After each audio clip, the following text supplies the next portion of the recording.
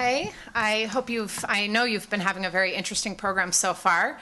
Thanks for introducing me, Jamie. I'm really happy to be here because I do exactly what Jamie does at Yale, but primarily focused on the Middle East, and I run workshops for teachers. And my summer institute is going to start next week, and it's nice to have a chance to visit another one and share with you all some of the things that I find interesting, and I hope you'll find them interesting too. So for the next few hours, myself and my colleague Barbara Petzen from the Middle East Policy Council, we're going to be sharing with you a few case studies of climate change or of environmental impact around a variety of issues, but primarily water and agriculture and food. So you're going to hear a lot of specific stories and a few random ones, at least I can speak for myself, saying that I've included a few things that are maybe a little bit off topic, but that I find really fascinating, and if you do, you can look into them further. So I'm going to spend about 45 minutes, I think, telling you about the politics of water in the Middle East, and share with you something that I had the privilege recently of traveling to Palestine, Israel, and Jordan on a study tour with an environmental organization to learn about the Jordan River Valley ecosystem and some of the trials, both natural and man-made, that system is facing currently, and its relationship with the Palestinian-Israeli conflict.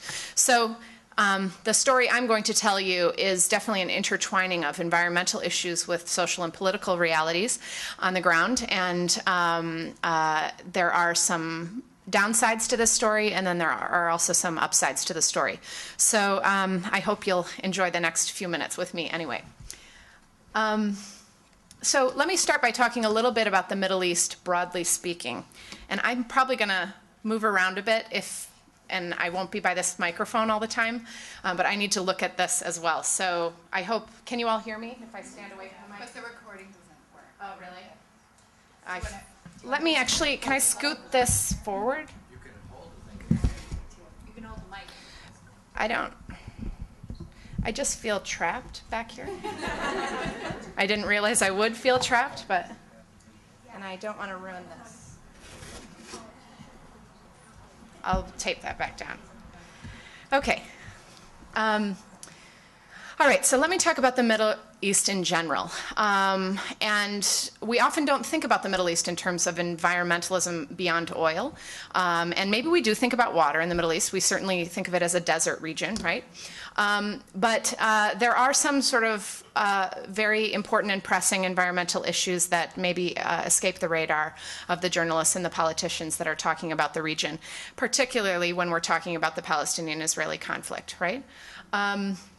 But broadly speaking, we can say that in the Middle East, climate change sort of has the effect of not necessarily, some reduced rainfall, but a change in the type of rainfall that's coming. So maybe shorter, more intense type of storms that just flow into the sea rather than recharging mountain aquifers that are very important for sustaining the water resources. And increased temperatures, which leads to more evaporation, then of course drought. There's been about a 4-year drought running right now in most places in the region. But I would say far more significant, or equally significant, is the fact that most places in the Middle East are experiencing extremely rapid population growth. We don't think of the Middle East usually as being an urban, a place of an urban history, but it very much is an urban, sort of an urban cultural experience in this region, and the cities are multiplying exponentially. And people who are born in the country are moving to the cities, and so we do have this, this really rapid rise in population. Which of course means the resources that are there don't go as far.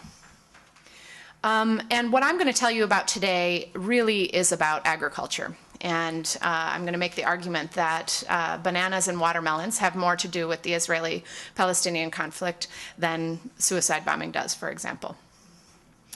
And then one of the major problems that sort of results maybe from unsustainable agriculture, but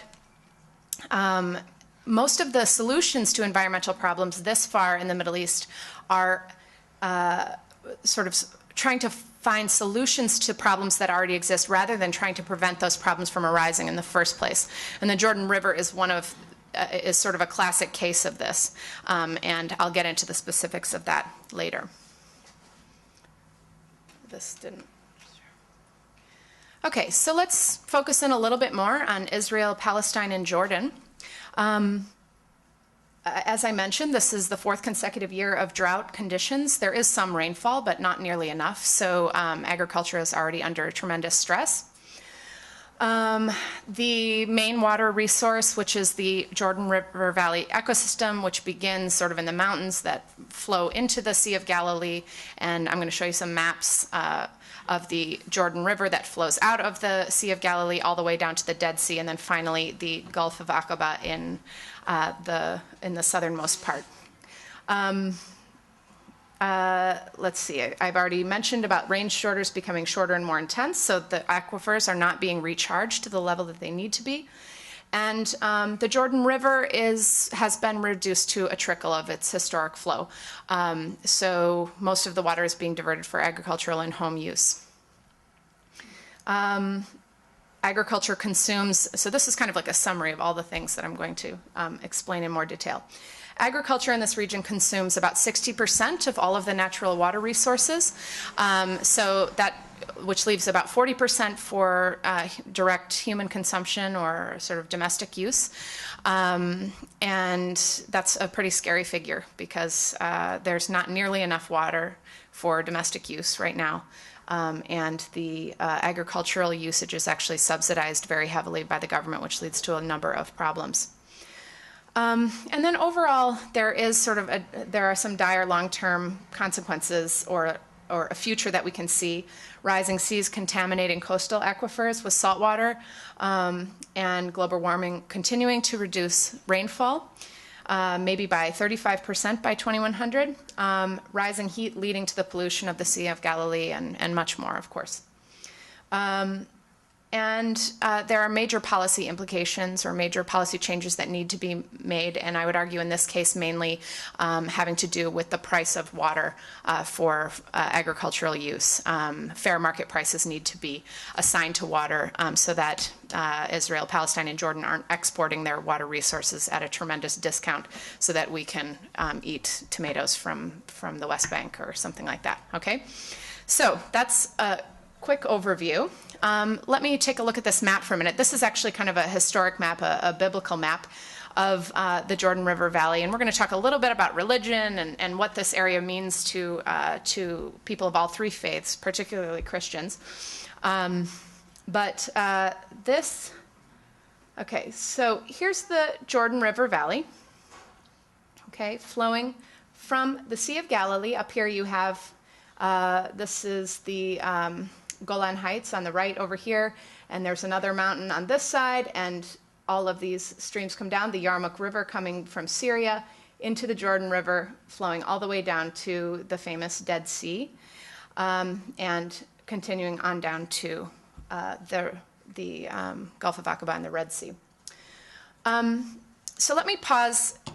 Now that you've sort of seen the map and know what part of the world we're talking about, let me take a step back and talk about why what implications this has for the Palestinian and Israeli conflict, and why I think that teaching about water is actually going to enlighten your students about what the complexity of the conflict.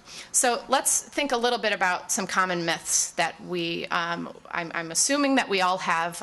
This is something I sort of come up against all the time, that we all have about the conflict, which is no accident because journalists and politicians sort of oversimplify things for us. So one important myth that I think is very prevalent is that the conflict is solely about religion. This idea that Muslims and Jews, and maybe by extension Christians, simply just don't get along. They never have, they never will, and this kind of fighting is inevitable. I argue that this myth is a very divisive and oversimplifying tool that's very effective at diverting attention from what the maybe more the more significant causes of the conflict are, or the reasons why solving the conflict or coming to an agreement about territory is so difficult. In fact, we know that Muslims, Jews, and Christians share many commonalities, and in fact have lived for centuries in periods of relative or of sort of unbelievable times of tolerance and coexistence, and that this we really need to look at the conflict as something that is ongoing, changing, and contemporary. Or at least we need to understand what's going on today and not necessarily blame biblical times on what's happening in a current political crisis. And I'm sure that you've heard this already, but I think it's an important point that often gets lost. The populations of this region are incredibly diverse, and so boiling things down to be an essentialized conflict between Muslims and Jews, or between Christians and Muslims, or between Arabs and Israelis, really doesn't hold water. Sorry to use that pun, I didn't mean to, just kind of came out. But of course, we have Christian minorities in Palestine, so using this sort of binary religious argument is false. And there are Arab minorities in Israel, both of Christian and Muslim background, and of Jewish background, by the way. And the Jewish population of Israel is quite diverse in terms of the different ideologies they're drawing upon. And many Jews would consider themselves secular. So boiling this conflict down to a religious binary opposition, or even a sort of ethno-linguistic opposition between maybe Arabs and Jews, which again is not a category that works, but people boil it down to that all the time.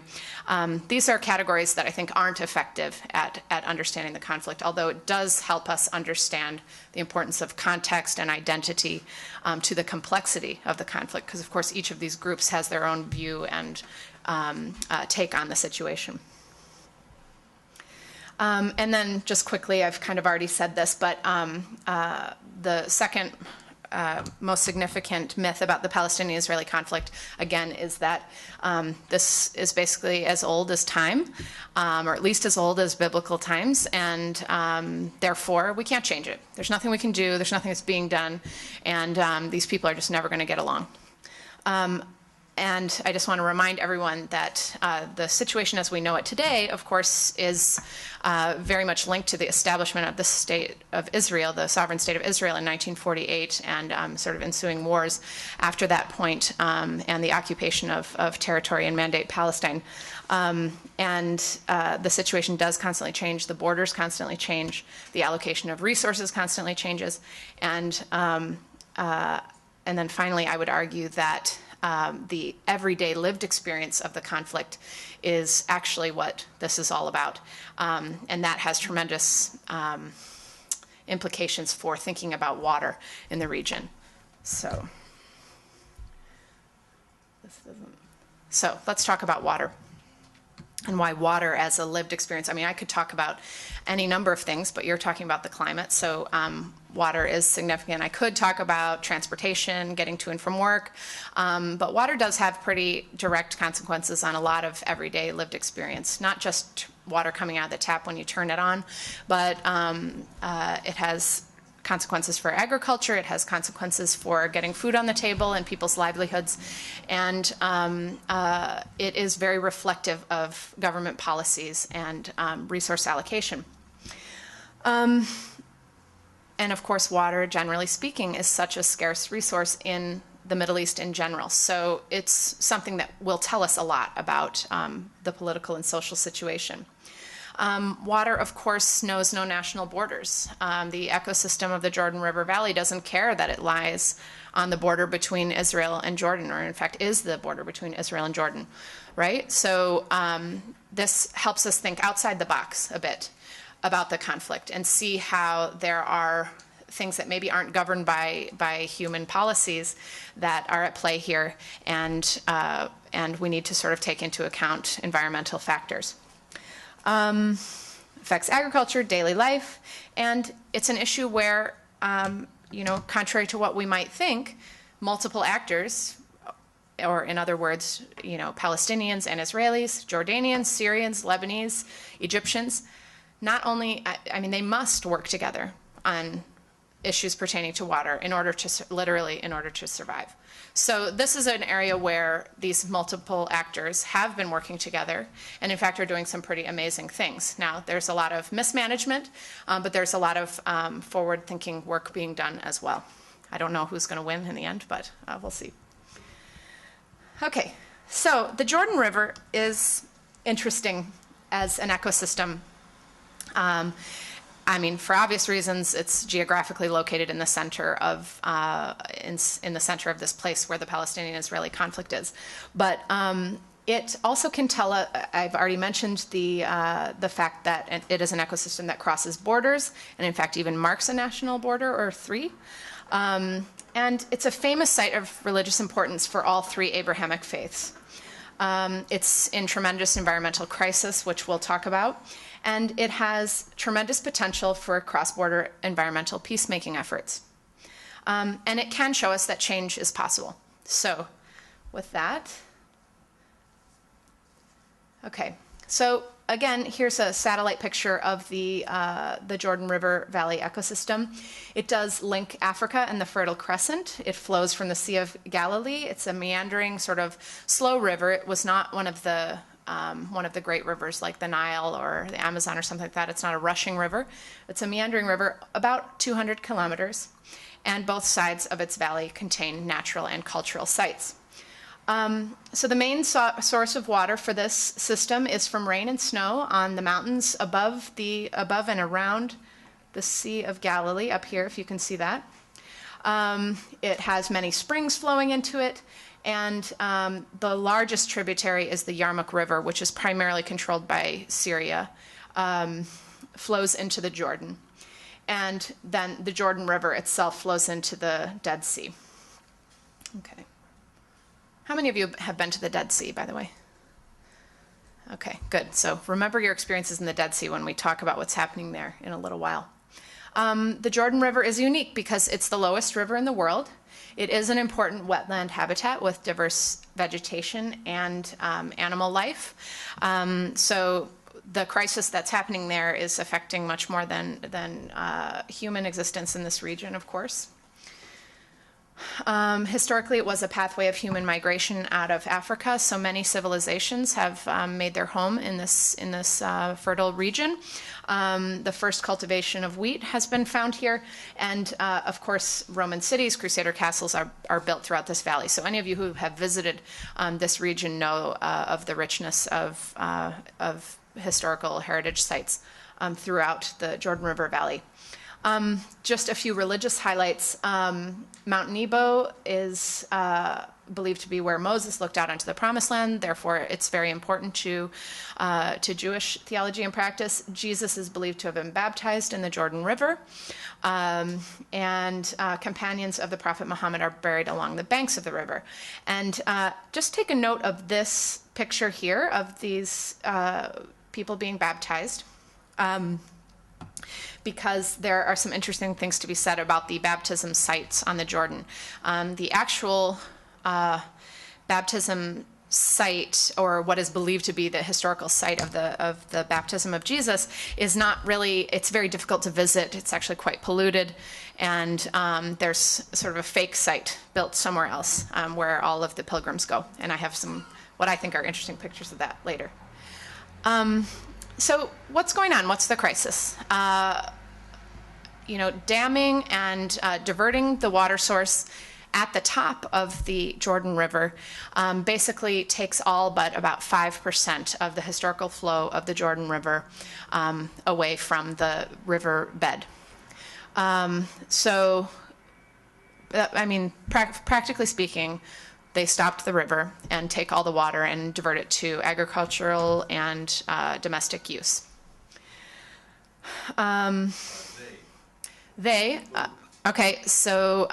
Different government actors, but Israelis, Jordanians, Syrians, depending where on the tributaries, different state actors have made policy decisions to create dams and to divert water.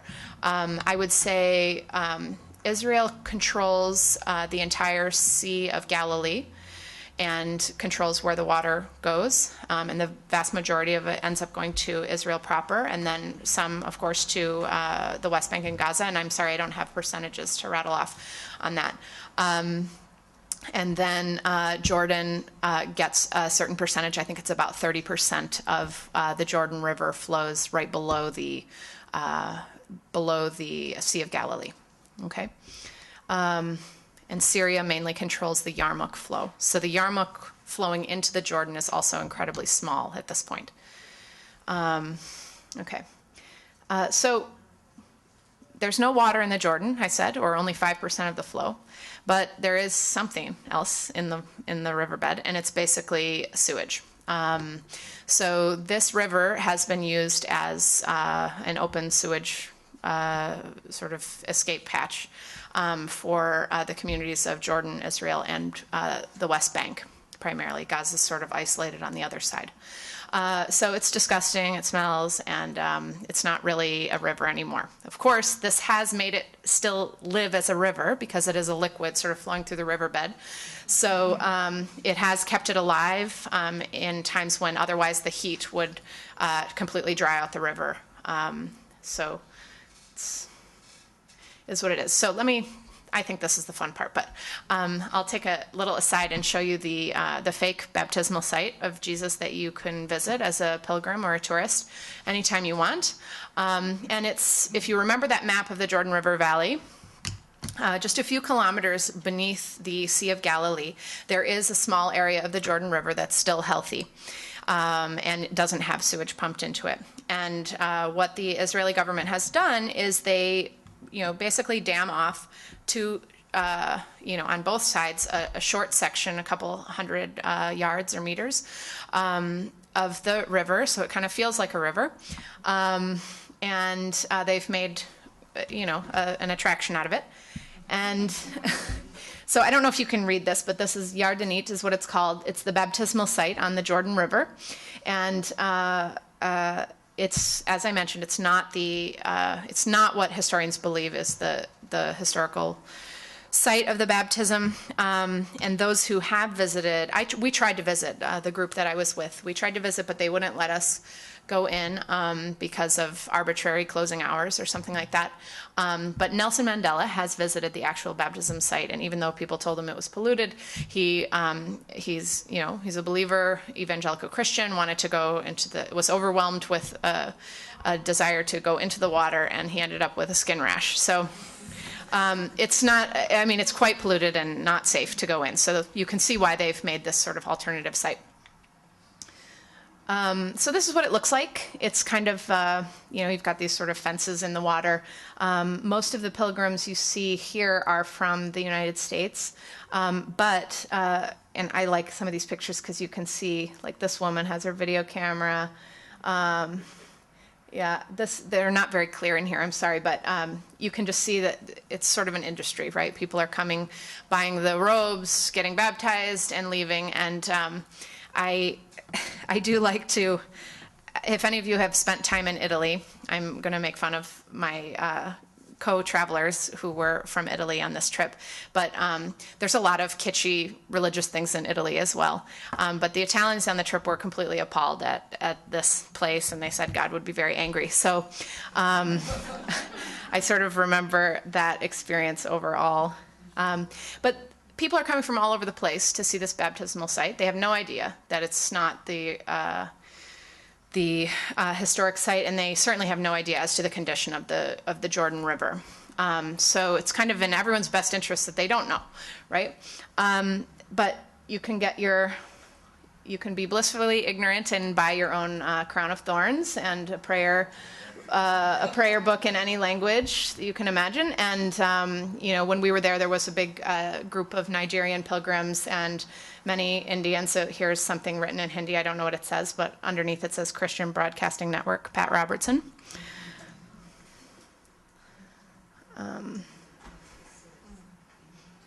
Okay, so the fun part's over again for a minute. So just to continue to more challenges being faced by the river, And, the pilgrimage site is just sort of a case in point of how, just like we here go on with daily life, maybe without a keen awareness of the fact that even our own country is in a tremendous water shortage. People in the Middle East also are sort of going on about their daily lives, and they know there's a water crisis when the tap isn't on, which for many people is quite a lot, and so they're more aware of it and that would apply to Jordanians and Palestinians. But Israel shares many commonalities with the U.S. in that the government knows that there would be quite an uprising if the tap weren't on, so they make sure that that the Israeli communities do get 24 hours of water. So they don't have the tap issues in the same way the other places do. But it is what it is. Okay. So some other challenges facing the river have to do with the fact that because it's this border, there's really no network in place for collaboration. So the work that people are doing to create those networks is quite difficult, involves very difficult border crossings. And so many things are very patchwork. So even those Jordanians, Palestinians, and Israelis that are doing things for the environment, maybe creating green space or natural reserves along the banks of the river, they aren't able to communicate easily with one another or do the work in any kind of organized way as of yet. And perhaps why more people don't know about this is because of the river's unique status as a border. You can see here the barbed wire and probably electric fencing, and I don't have any pictures of sort of sniper towers that are also all along the border. But the military zone has made this closed to people. So even though it's their most precious resource, they can't access the banks of it.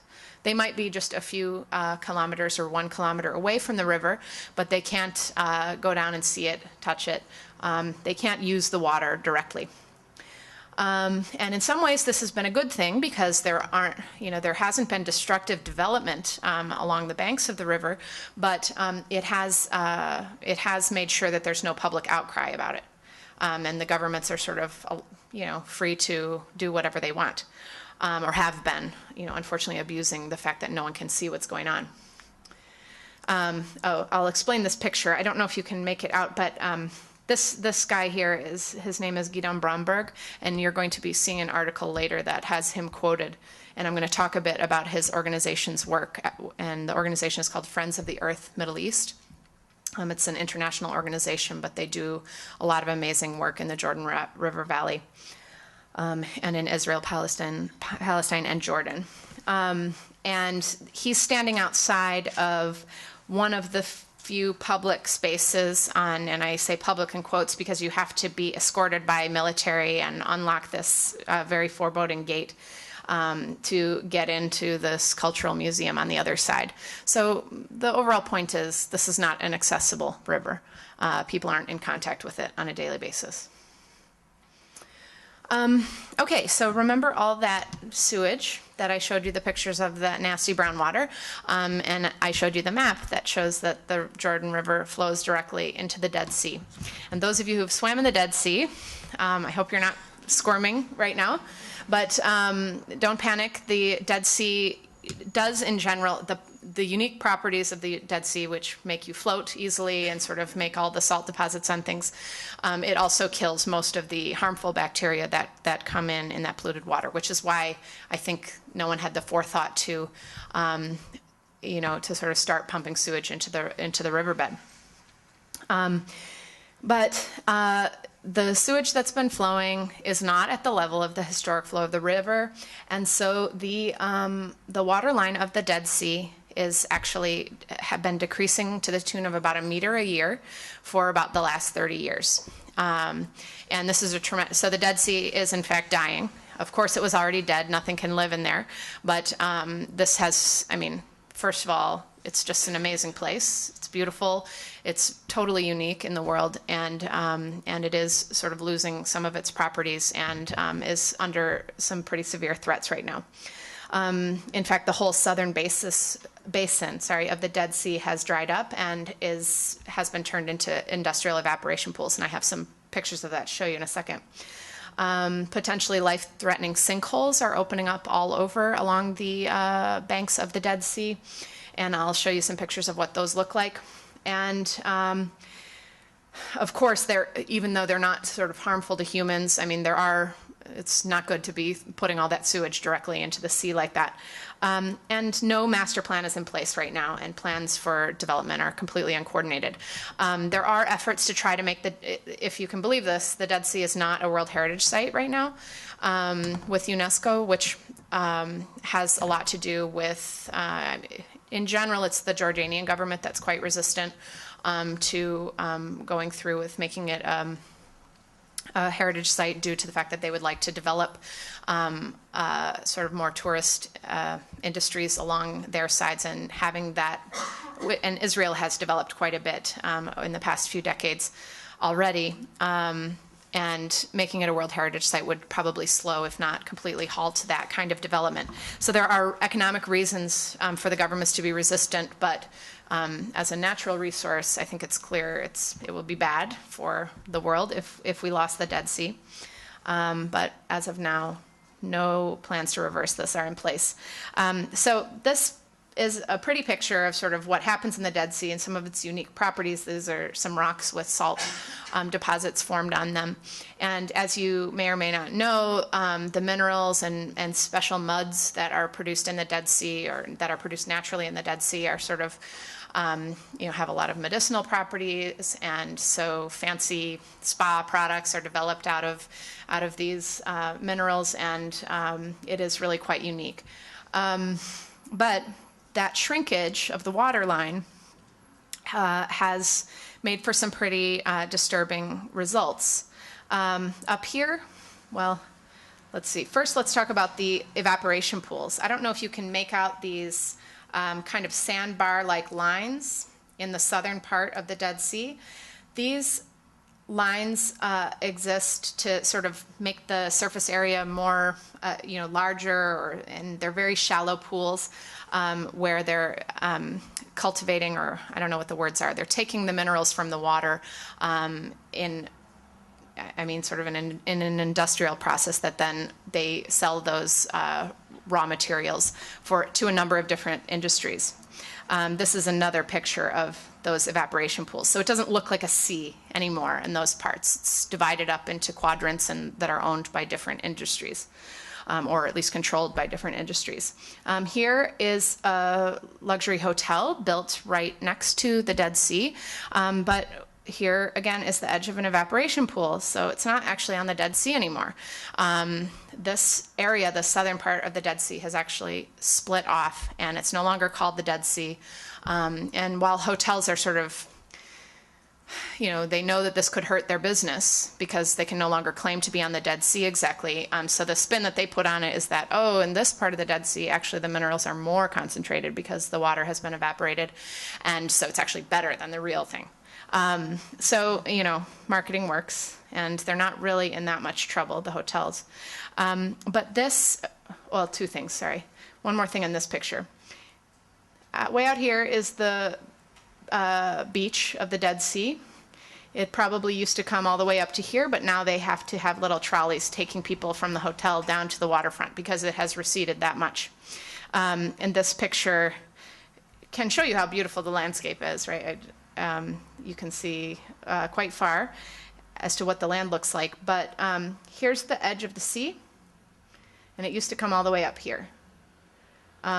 And so it's really pulling back quite significantly. And people who have lived in this region for a long time have noticed an impact on the economy because of tourism. And they have certainly noticed an environmental impact. I have a couple of more slides of the sinkholes, but I think it's interesting to look at the map.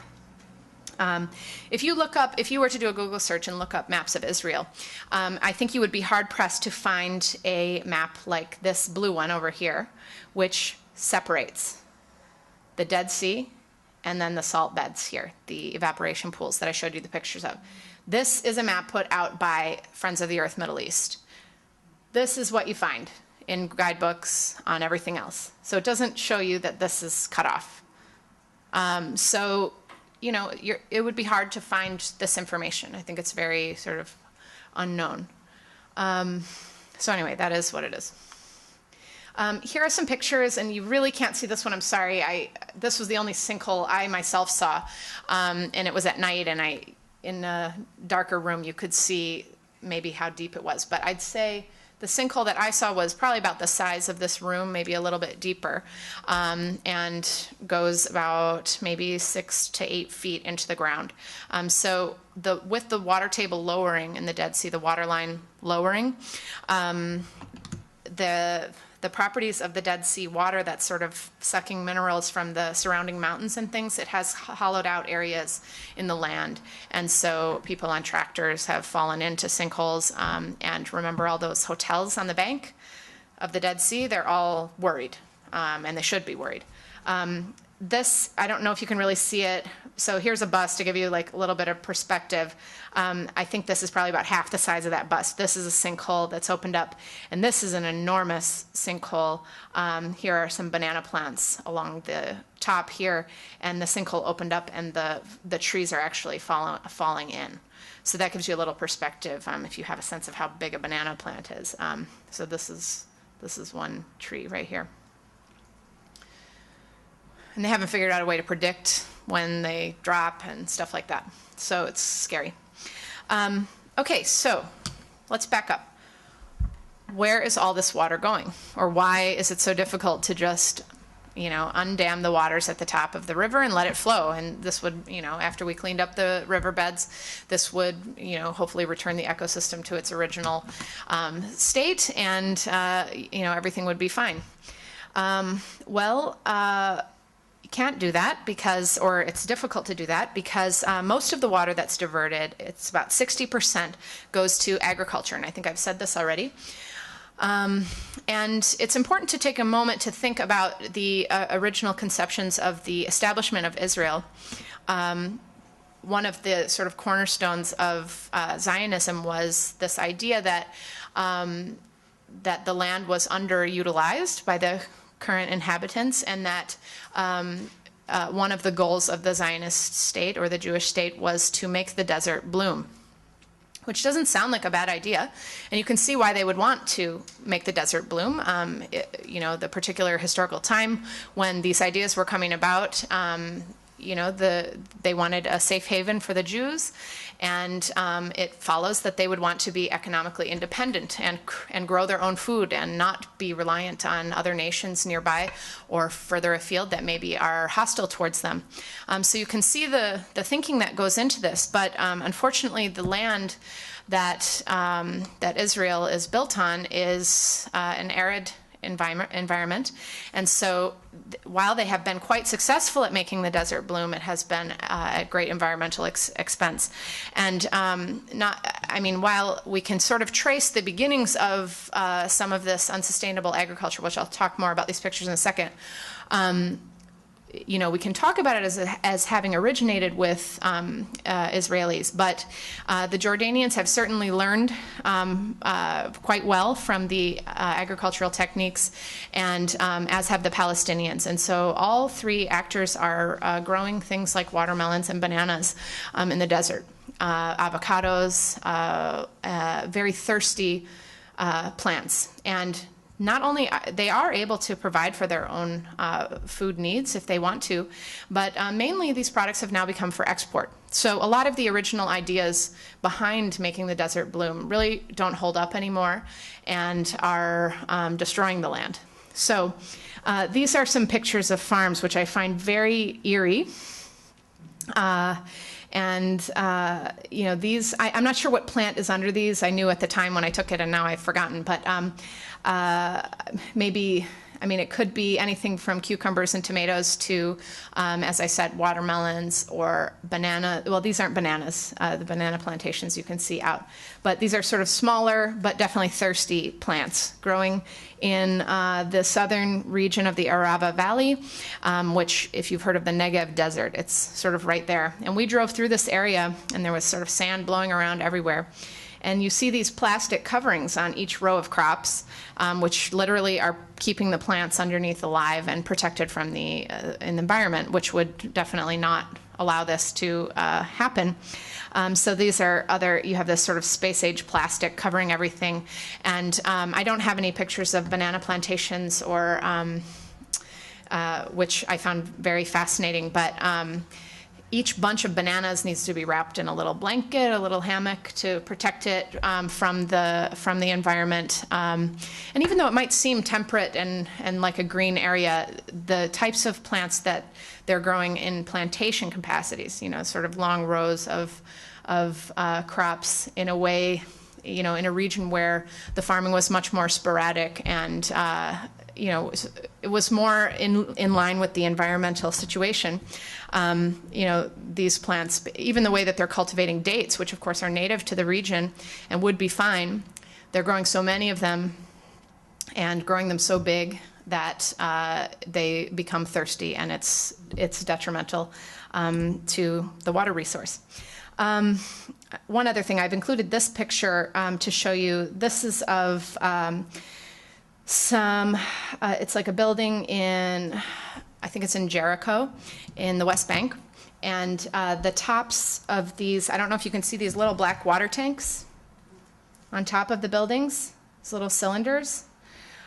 Throughout, usually not in Israel itself, but in the West Bank, Gaza, and Jordan, where I mentioned the water taps are often off. To try to conserve water. I mean, these are sort of the government's way of making sure that people don't use all the water. They have made these makeshift water tanks on the roofs. So you can see the lack of water use just, you know, physically. If you go to this region, I encourage you to look for those water tanks. And you can kind of know how water is being allocated, et cetera. Let me back up one second. Yeah. So the agriculture is experienced in different ways by different actors. Of course, the Israeli and Jordanian farms are really quite lucrative. The Jordanian farmers have become, are part of the, they're sort of the original Hashemites and are part of the basis for the current king of Jordan's popularity. And water has been subsidized for them. That's unlikely to change, given just the power structure of authoritarian rule in the region. And so the farmers there are doing quite well for themselves. Israeli farmers are also doing quite well. And as I said, sort of have some of the most advanced agricultural techniques. They have the financial capacities to develop this stuff. And the people who feel it worst are inevitably the Palestinians. They are definitely farming this stuff. I don't want to make it seem like they're not engaged in this kind of unsustainable agriculture. They are. But they don't have the financial resources to develop the same kinds of tools. So their farms tend to fail more often. And the shipping of their products is very often affected by Israeli border closures or sort of the restriction of movement of people in and out of places. So this is just a reality of the situation. And this, I don't know if you know that Palestinian farms often, especially in Gaza, are predominant, or not predominantly, but a significant crop is cut flowers. And one of the biggest economic days of cut flower farmers each year is Valentine's Day. And this year, this is a picture of Palestinian farmers burning flowers that they weren't able to ship out of Gaza in time for the Valentine's Day market in Europe. So the Palestinian farmers, not only do they have fewer resources, but also they have these really tight restrictions on getting their crops out and onto the market. So people sort of experience the realities of this in different ways. Yeah. Do the Israelis subsidize water for Israeli farmers? Yes, yes. And the Palestinians don't have any sort of subsidy? I'm not sure where I think that the farmers are subsidized on both sides. I don't know if it's exactly equally, but because Palestine is not sovereign, in many ways the Palestinian economy is so linked with Israel's that I'm not sure if there is a huge difference in subsidies that it really matters all that much practically. But I should look that up actually to know the precise subsidy amounts. Okay, so that's bleak. I'm sure all sort of wondering where the future is here. But I wanted to tell you a little bit about this organization that I have come to know some of these issues through. And I have sent Jamie the link to their organization, and there are so many readings that you can do, background information on the Jordan River Valley ecosystem, and also just environmental issues in the larger Middle East, but specifically this region of the Middle East. And they're doing a lot of amazing things that can, and other organizations are as well, doing amazing things that connect people around this issue and are beginning to make some change. So one of the things they're doing is trying to link up cultural sites. So these, opposite sides of the river didn't used to have so much importance. And remember, I said that people didn't have much contact with the river. This organization is starting to pair villages and towns that are kind of right across from each other on the river. And they've done some interesting awareness-raising things like build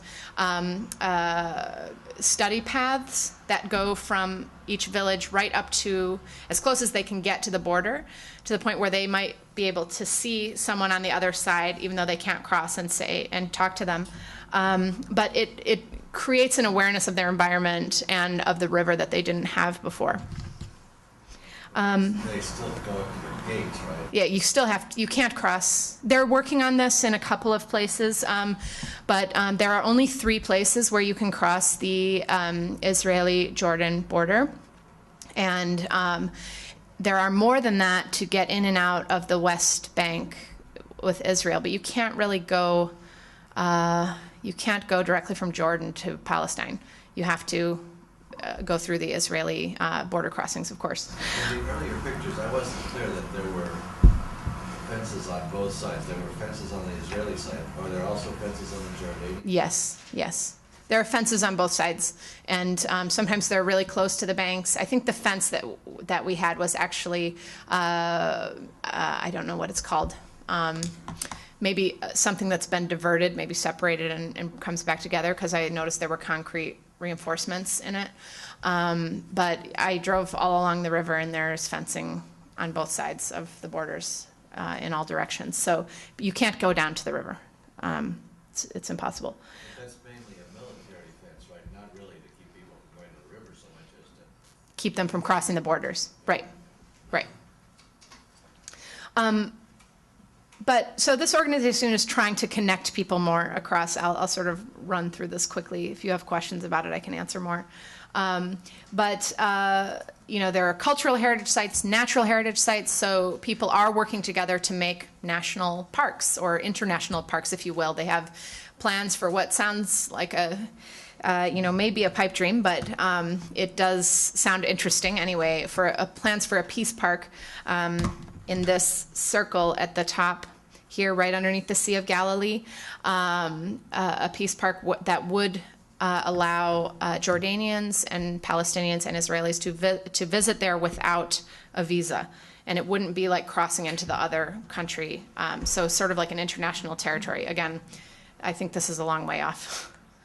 Some interesting things they've done. I just want you to get a sense of how this work looks.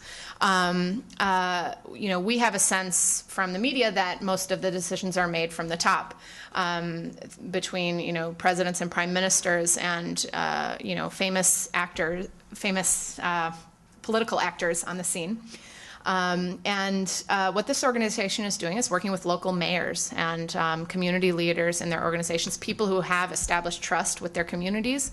And these people take enormous risk to you can imagine it's difficult for a Jordanian community leader, even though there's been a peace treaty with Israel for quite some time, to be seen to be working with Israelis, even more so for Palestinian leaders to be working with Israelis around some of these issues. But they are, and they're making progress. Concrete solutions to small problems are being addressed, and changes are being made. I love this picture because this organization actually got a bunch of Palestinian, Jordanian, and Israeli mayors to take off most of their clothes and jump into the only healthy area of the river. And there was quite a lot of resistance because of, they didn't want to show pot bellies and stuff like that. But they did manage to make them do it. And there is one, looks like one woman mayor that they had involved as well. And they do lots of other community activities that connect people with the river. So they had a kayaking event once. They do a lot of things with high school students, a water trustee program where the students come up with ideas with their counterparts in other countries for ways to preserve and clean up their own environment in these sort of sister villages across the river. So it's pretty amazing work. Here are some more pictures of local leaders. This is a Palestinian mayor, a school principal, and the Palestinian director of Friends of the Earth Middle East. And this is Gidon Bromberg, again, the founder and director of that same organization. This doesn't pick up every time.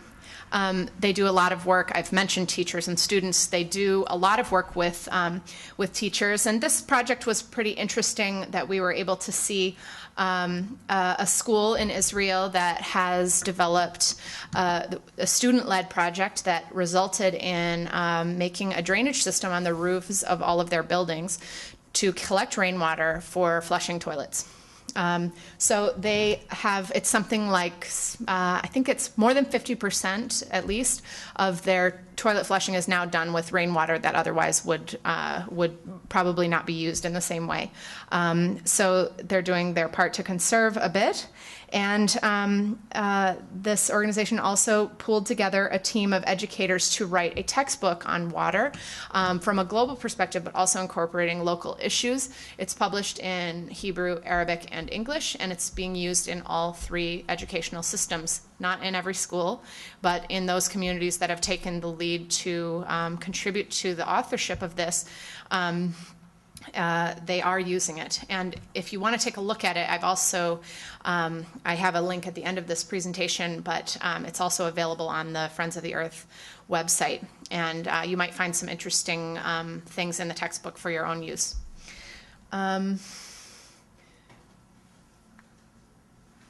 Okay, I'm in the interest of time, I'm just kind of, these are just some pictures of places along the river. Here we're at two healthy spots. This is like a spring running down from an area in the West Bank into the river. Unfortunately, more of it is diverted to some of the settlements in the West Bank than to the local Palestinian populations, but there are sections of it that are well preserved, and it's a matter of policy to sort of change the allocation.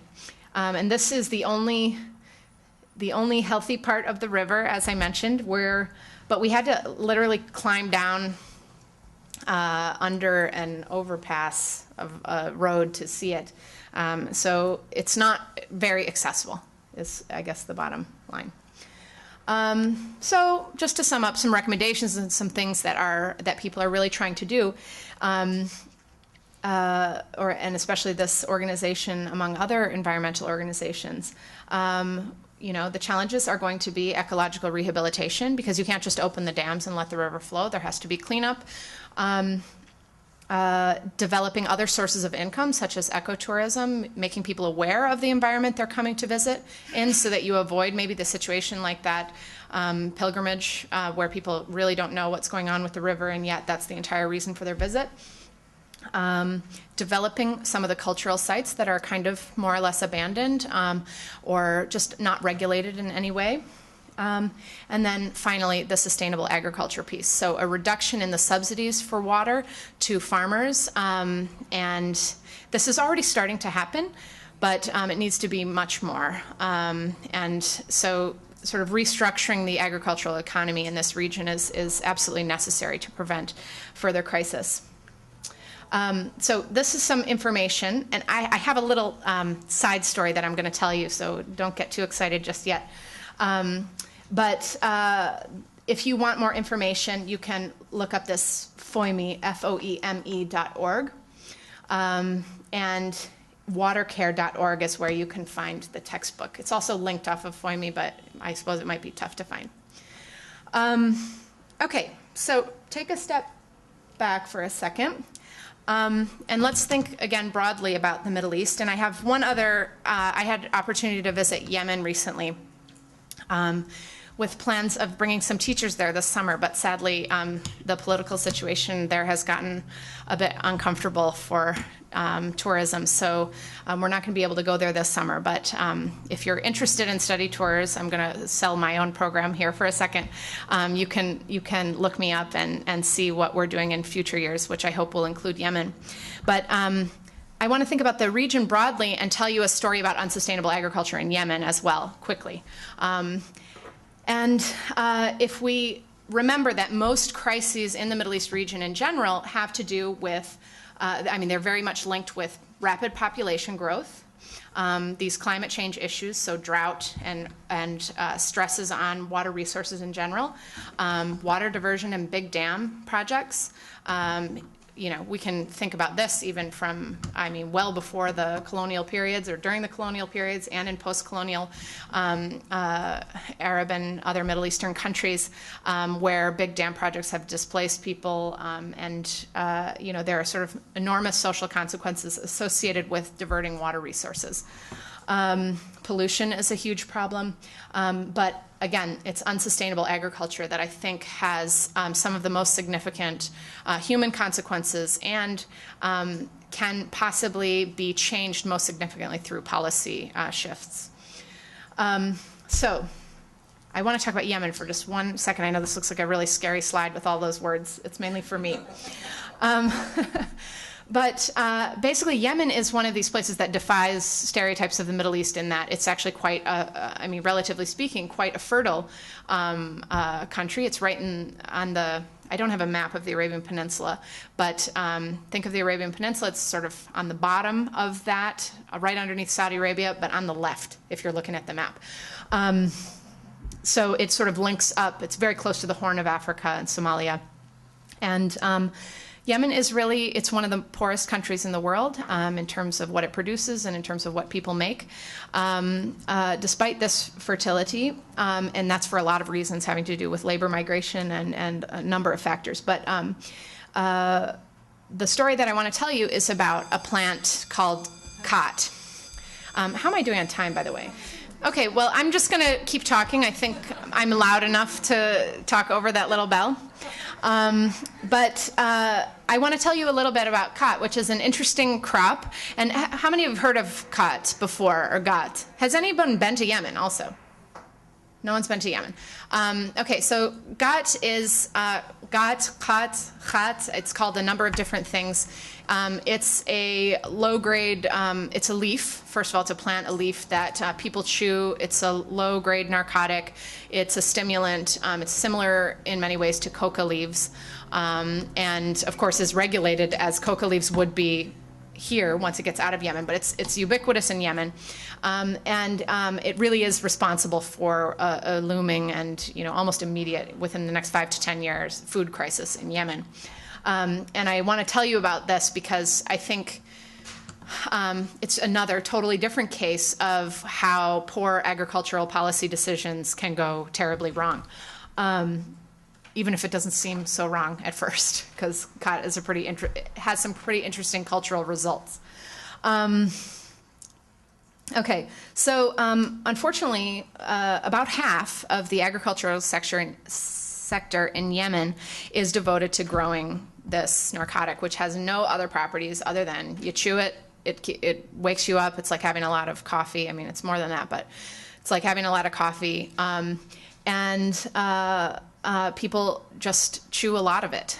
So it's just for regular consumption. It has no caloric value, of course. It's not food, but it's taking up roughly half of the agricultural sector.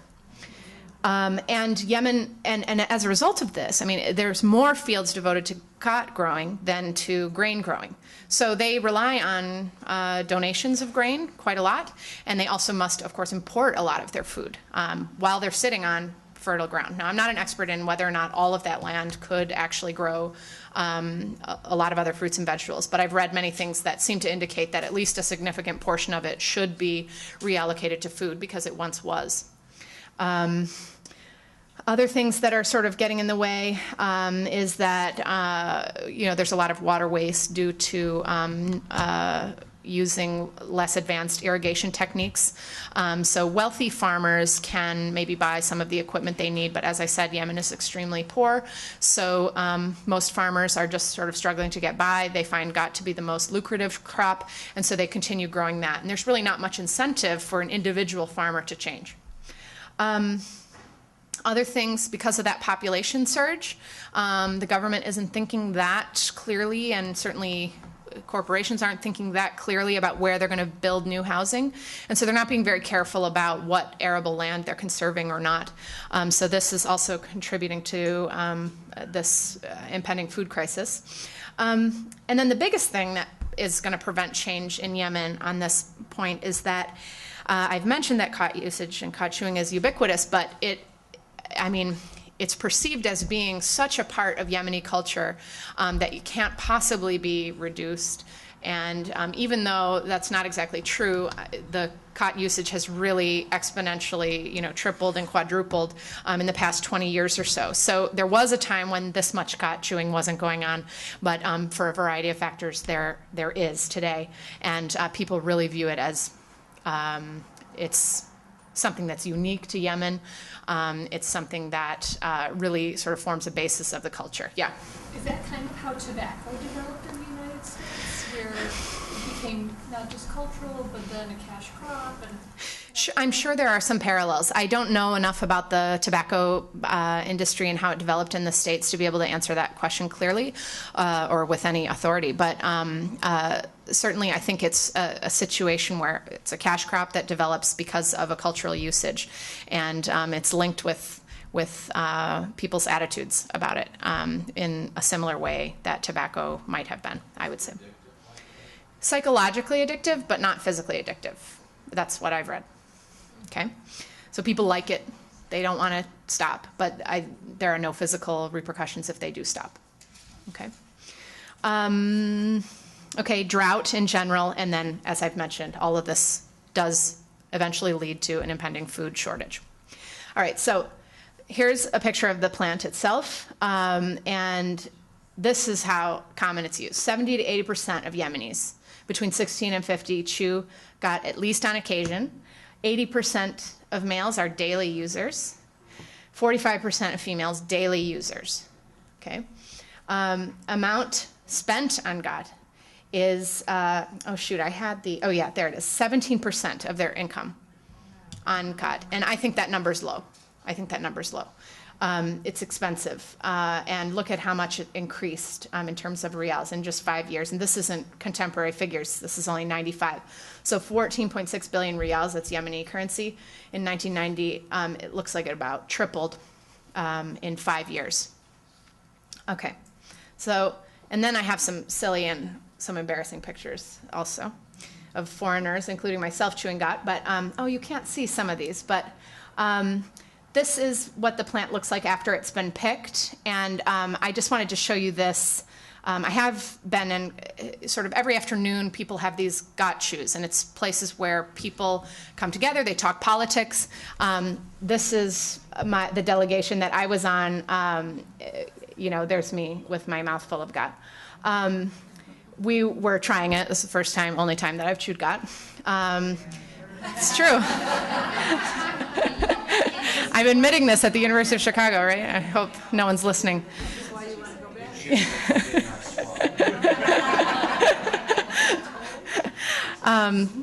No, but I'm showing you this humiliating footage because do you see these kamaria, these beautiful window decorations? Yemeni architecture is, unbelievable. If you ever get a chance to go to Yemen, I really do recommend it. It's so different from the rest of the region, and really, people are absolutely amazing. But and the buildings are stunningly beautiful and unique. But in the top of every traditionally built house or building, there's this place called a mafraj, which is a living room that is, you sit and you chew GOT in there, and you think about life and look out over the cityscape or over the countryscape or whatever. And you sit in there for hours and think about things and talk to one another. So this is what I mean when I say it's such a part of the culture, or it's perceived to be such a part of the culture. This is how people interact. It's also how people work, by the way. Construction workers in Yemen, I mean, I heard countless jokes about how all of them, you know, there are so many minarets in Sana'a, the capital city, most of which were built in the middle of the night while people were all hooped up on cot, you know, climbing and hammering, because it is this stimulant, and you feel like you can do a lot of stuff when you're chewing it. And most people in the this is a foreigner. This is the guy who is an administrator in the Yemeni College for Middle Eastern Studies. He's from Minnesota, and he's chewing got in this, and you can see this big tennis ball sized thing in his cheek. So a lot of Yemeni men, you don't see women walking around with the wad in their cheek, but men do walk around all afternoon with their cheek full of this stuff. And so it's just kind of part of the scene. And I love these pictures because this is a soldier. This is a soldier too, that you can't make it out, I'm sorry. But you know, I mentioned that the political situation in Yemen is a little bit difficult right now, and there have been some incidents against Westerners. And so when my colleague and I were there, you know, it was requested that we bring a military guard along when we were visiting certain places. And so these guys were, you know, our guards. And they just chewed, you know, they just chewed God all afternoon. Came in the car with us. I'm not sure how much guarding was going on, but they were happy to pose for pictures. I was like, I just want to take some pictures of the God. And this guy was so excited to pose. So it's sort of a fun part of their lives. So you can see why there would be this resistance. But of course, it is perceived to be, and there are political slogans all over the place, you know, say no to God, basically, written in Arabic on walls. And it's a crisis point, really, here. And by the way, I think Somalia and Ethiopia have similar, they also have got and have similar problems with their agricultural systems. So what I'm trying to postulate here is that basically, thanks, by the way, I'm done talking, but basically, if you pick a product, if you pick an agricultural product and look at the political and social ramifications of it, at least in the Middle East, and I suspect many other places, I mean, I know you could look at California and come up with a lot of the same stuff. Thirsty products, you know, we've got rice paddies, I think, in California in some places. You know, we shouldn't be growing that kind of stuff. We should be sensitive to the environmental needs of the actual land we're cultivating. And so I think you'll find it very fruitful and interesting to, you know, take things into your own hands and sort of, you know, pick a place or an industry that interests you, and you'll uncover all kinds of things. So with that, I'll be quiet and open the floor to any questions. And I have no idea what time it is. What time is it? Okay, so I've been going about an hour, a little more? Okay, so a few questions. Yeah? Yeah, thanks. You started by saying that the conflict in the Middle East had more to do with water than it did with religion. And I get why there's the environmental problem, but can you say a little more to draw a clear parallel between the actual conflict and the water crisis? Okay, sure, I can try. I mean, I think what I'm trying to say with that statement is that when people, okay, so resistance to talking about the conflict, or frustration in living conditions, in both Israel and the Palestinian territories, and what's perceived as happening outside, really does, at least in my understanding of the conflict, have much more to do with basic needs than it has to do with whether or not Muslims control the Dome of the Rock. Now, religious leaders would say one thing about that, and I think that message is one of many things that is a factor in the conflict, not the primary one. So that's the only thing I'm trying to say there. How does water practically affect? I mean, if I'm an Arabist. I sort of come from training in Arabic language and culture, so I do tend to understand the Palestinian-Israeli conflict. I wouldn't say more from the Palestinian side of things, but I certainly am sympathetic to the Palestinian viewpoint as well as the Israeli viewpoint. But you know, if you take I think the immediate thought about Palestinians and their, people look at suicide bombing or violence against Israelis as being the primary cause for why they wouldn't want to make peace, why Israelis wouldn't want to make peace with Palestinians because they want to kill them or something like that. I think it's more important to look at what some of the root causes for that animosity are. And I think if you're a Palestinian living in the West Bank and your water isn't on, and you see that the water that's coming downstream to you from Israel is polluted, and you see that your crops don't get out, you see all of these things, that this actually leads to the animosity much more quickly than some of this higher level negotiations about the status of certain holy sites to the resolution. So that's my view. You can certainly challenge it. I think it's a useful one to sort of turn on its head every now and again, at the very least, to start factoring these sort of different points of view. So that's my argument. I hope that sort of addresses a little bit more specifically, or my thinking. Yeah. You mentioned that the Jordan River is dammed quite a bit above Israel, so that by the time it gets to Israel, it is actually a trickle and is polluted.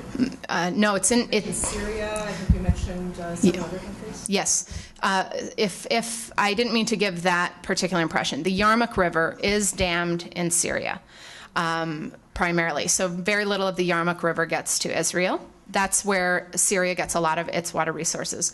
But Israel controls, Israel, along with Jordan, controls the Jordan River damming. And Jordan also. So in Yeah. other words, every country has as its priority making sure that its own people Get water.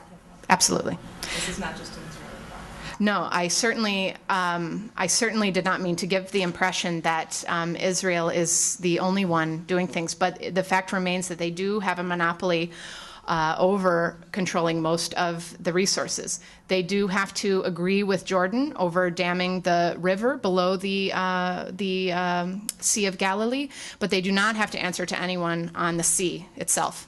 They control. This is why the Golan Heights is important to Israel, in my view, both for military, strategic, or that's the view that they would say.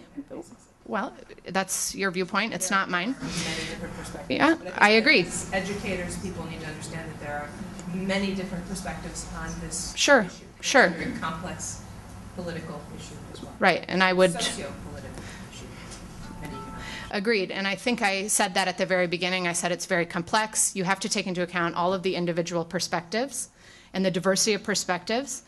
But the Golan Heights, as an occupied territory, which is under contestation between Syria and Israel, water is most certainly a factor. As a water source of the Sea of Galilee, and if Israel were to give it up, Syria would then have a say in how the Sea of Galilee is controlled, and the water flows out of that are controlled.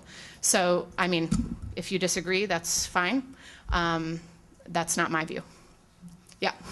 Could you say a little bit more specifically how water is distributed to the settlements versus the Palestinians? Yeah, I don't have, you mentioned this before in the middle of the talk, I don't have specific percentages on how things are distributed between settlements and villages in the West Bank. I don't mean so much percentages, but what the policy is. Is the policy to give the settlements as much as they want, the Palestinians what's left over, or what is the policy?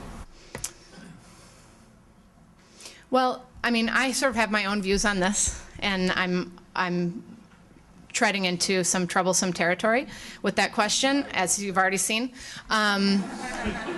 No, but I mean, my view, this is my view. This is not an objective viewpoint right now, but I would say that it tends to be, I'm going to sort of say that life for Israelis is very much like life for Americans.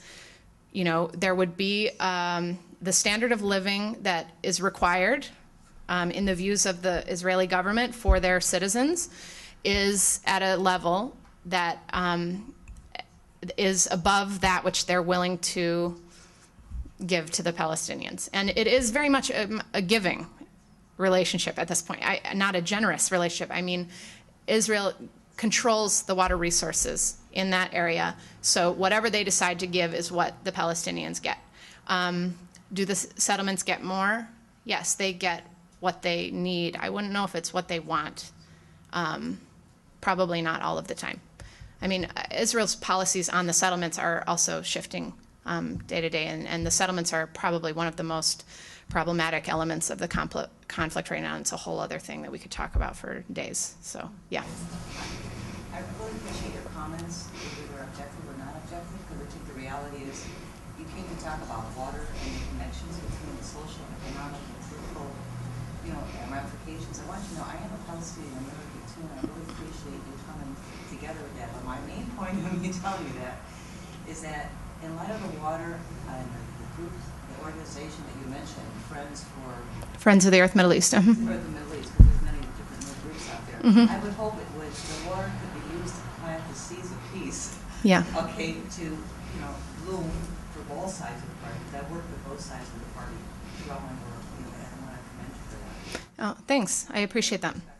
Yeah, I think that's what a lot of these organizations are trying to do. And I actually want you to feel hope at the end of this because,